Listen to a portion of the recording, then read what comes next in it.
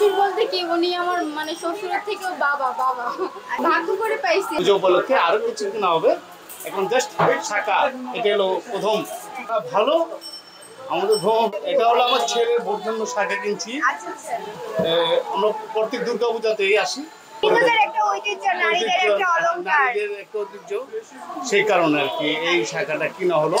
ভালো আমাদের ভ্রমণ ভালো, অনেক ভালোবাসি, কারণ হলো ছেলের বউ তো, যখন যেটা বাবা করে আদর ইচ্ছা বায়না করতে এটা কিনে যেত, এই শাখার জন্য এই কারণে কিনা হচ্ছে আর কি। পুজো উপলক্ষে আরো কিছু কিনা হবে, এখন জাস্ট শাখা, এটা হলো প্রথম।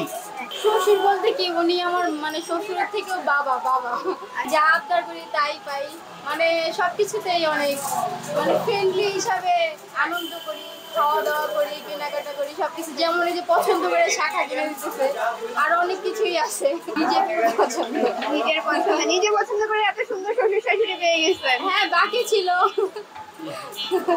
ভাগ্য করে পাইছি এমন একটা শাশুড়িও, মানে দুজনে একই কাজকর্ম করে সবই করে। একটাই ছেলের বউ? হ্যাঁ, আমার এক ছেলে।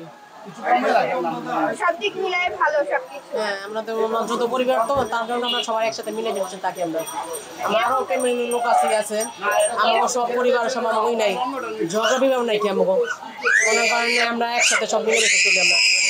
আমরা যা আছে দেবর আছে, শ্বশুর শাশুড়ি আছে, সবাই আমরা একসাথে মিলেমিশে থাকি। আমরা এরকম বৌমা, এরকম শ্বশুর শাশুড়ি আসলে আমাদের সমাজে অনেক বেশি দরকার, খুব ভালো লাগে। শ্বশুর শাশুড়ি ভালো দেখে তো পোলার বউ যদি তেমনই তো ভালো থাকবো।